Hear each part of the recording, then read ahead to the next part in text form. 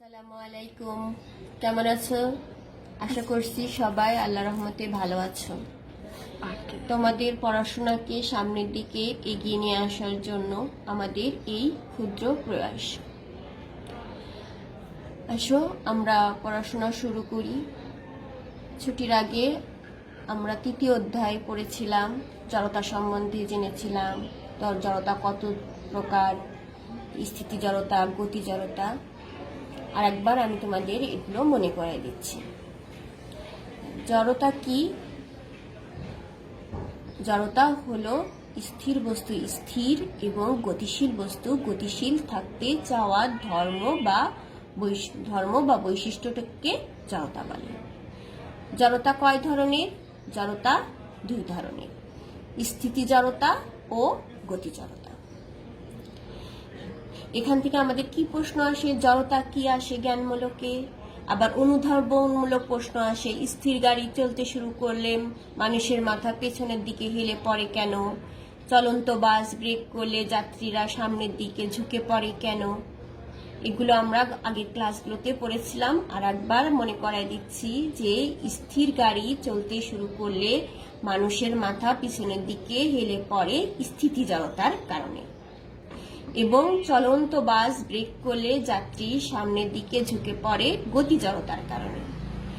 কিংবা গ্লাসের উপর একটা কার্ড রেখে কার্ডের উপর একটা ধাতব মুদ্রা রেখে কার্ডটি টোকা দিয়ে সরিয়ে নিলে মুদ্রাটি গ্লাসের মধ্যে পড়বে স্থিতি জড়তার কারণে। তোমরা মনে রাখবা বস্তুটা প্রথম কোন অবস্থায় ছিল। যেমন স্থির গাড়ি চলতে শুরু করলো, প্রথম বস্তুটা কোন অবস্থায় ছিল? স্থির। সেজন্য এটা কোন জড়তার কারণে মানুষের মাথা পিছনের দিকে হেলে পড়বে? স্থিতি জড়তার জন্য। চলন্ত বাস প্রথম কোন অবস্থায় ছিল? চলন্ত ছিল, মানে গতিশীল অবস্থায় ছিল। তাহলে এটা গতি জড়তার কারণে সামনের দিকে ঝুঁকে পড়বে। এখন জড়তার পরিমাপক কি? মানে জড়তাকে মাপা হয় কি দিয়ে? ভর দিয়ে। এবং জড়তার পরিবর্তন করে বল।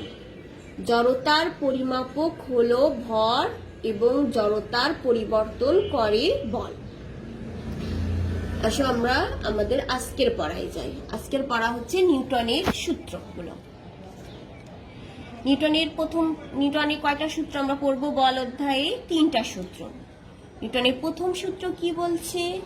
নিউটনের প্রথম সূত্র বলছে বল প্রয়োগ না করলে স্থির বস্তু স্থির থাকবে এবং সমবেগে চলতে থাকা বস্তু সমবেগে চলতে থাকবে।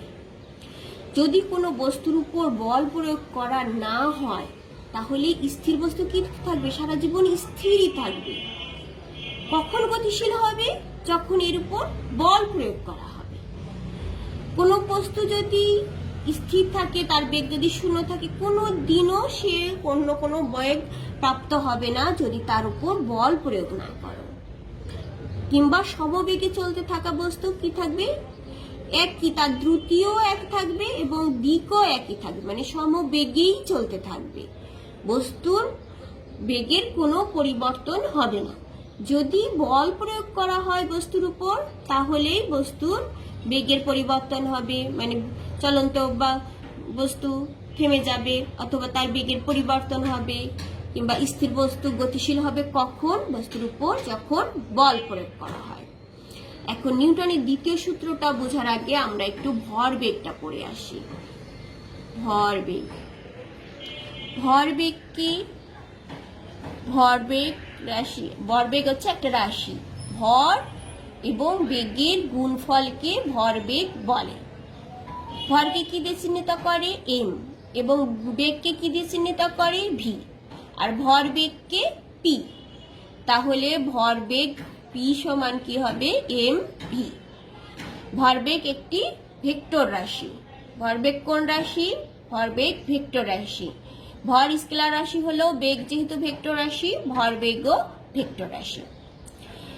যেহেতু ভরবেগ একটা রাশি, এর একক কি হবে? ভরবেগের একক হবে কেজি মিটার পার সেকেন্ড। ভরের একক কেজি আর বেগের একক মিটার পার সেকেন্ড। তাহলে ভরবেগের একক হবে মিটার পার সেকেন্ড। ভরবেগের মাত্রা কি হবে? ভরের মাত্রা m এবং বেগের মাত্রা l t ইনভার্স 1। তাহলে ভর বেগের মাত্রা হবে m l t ইনভার্স 1।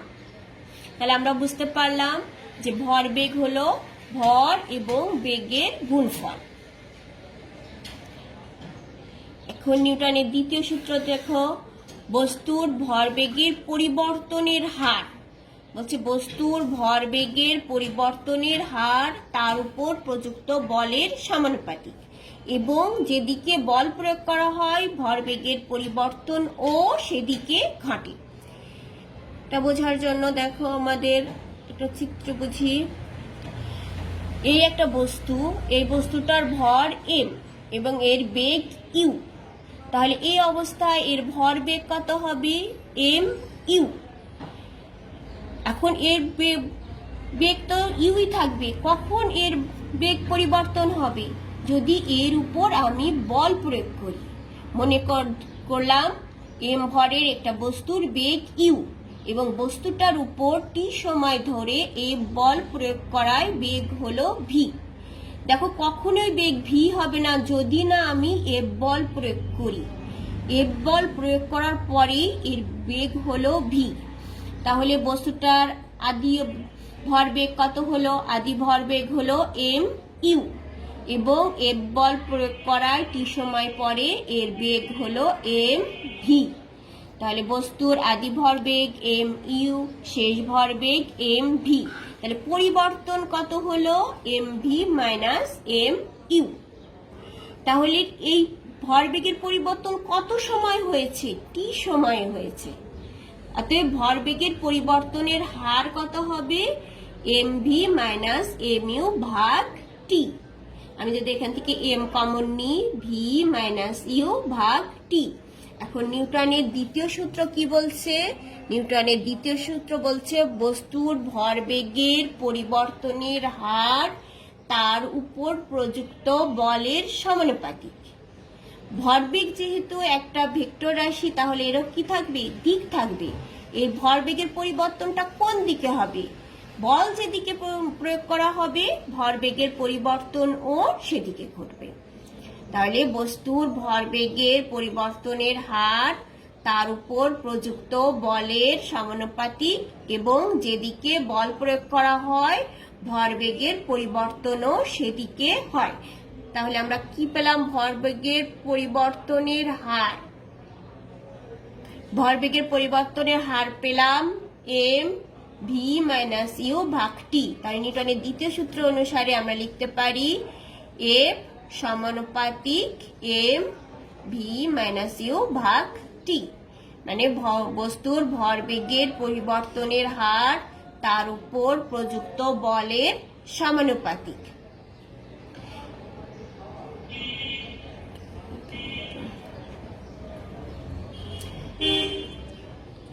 তাহলে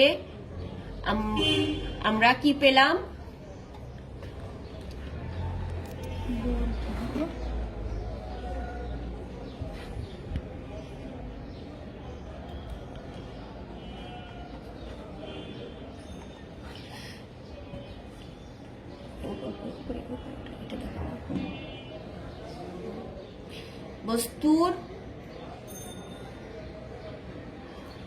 বস্তুর ভরবেগের পরিবর্তনের হার এর উপর প্রযুক্ত বলের সমানুপাতিক। এটি হচ্ছে নিউটনের দ্বিতীয় সূত্র। এখন আসো তৃতীয় সূত্রে। যখন একটি বস্তু অন্য একটি বস্তুর উপর বল প্রয়োগ করে তখন সেই বস্তুটিও প্রথম বস্তুটির উপর বিপরীত দিকে সমান বল প্রয়োগ করে। সূত্রটা বুঝি আমাদের দেখো, এই পি গাড়িটা যদি কিউ গাড়িটার উপর F1 বল প্রয়োগ করে তখন কিউ গাড়িটিও পি গাড়ির উপর F2 বল প্রয়োগ করবে। আবার বলছি, কিউ গাড়িটার উপর যদি পি গাড়িটা F1 বল প্রয়োগ করে তখন কিউ গাড়িটিও পি গাড়িটির উপর F2 বল প্রয়োগ করবে। নিউটনের তৃতীয় সূত্র বলছে F1 = -F2। তাহলে আমরা কয়টা সূত্র শিখলাম? নিউটনের তিনটা সূত্র। নিউটনের তিনটা সূত্র বস্তুর যে অবস্থায় আছে বলছে বল প্রয়োগ না করলে স্থির বস্তু স্থির থাকবে এবং সমবেগে চলতে থাকা বস্তু সমবেগে চলতে থাকবে। নিউটনের দ্বিতীয় সূত্রতে পেলাম বস্তুর ভরবেগের পরিবর্তনের হার তার উপর প্রযুক্ত বলের সমানুপাতিক এবং যেদিকে বল প্রয়োগ করা হয় ভরবেগের পরিবর্তনও সেদিকে ঘটে। নিউটনের তৃতীয় সূত্র, যখন একটি বস্তু অন্য একটি বস্তুর উপর বল প্রয়োগ করে তখন সেই বস্তুটিও প্রথম বস্তুটির উপর সমান ও বিপরীত দিকে সমান বল প্রয়োগ করে। এই সূত্রগুলো তোমরা ভালো করে পড়বা এবং ব্যাখ্যাগুলো পড়বে। আমরা হোমওয়ার্ক কি থাকবে, আমাদের হোমওয়ার্ক থাকবে স্থির গাড়ি চলতে শুরু করলে মানুষের মাথা পিছনের দিকে হেলে পড়ে কেন, চলন্ত বাস ব্রেক করলে যাত্রী সামনের দিকে ঝুঁকে পড়ে কেন, এবং নিউটনের সূত্রগুলো বিবৃতি ও ব্যাখ্যা। আমরা পরবর্তী দিন এর পরের থেকে আমরা সূত্রগুলোর ব্যাখ্যা শিখব এবং অঙ্ক শিখব ইনশাল্লাহ। তোমরা তোমাদের স্বাস্থ্যবিধি মেনে চলবা, বাসায় যখন থাকবে সবসময় সতর্ক থাকবে, পড়াশোনা ঠিক মতো করবে এবং আমরাও সবাই সবার জন্য দোয়া করব। আল্লাহ হাফেজ।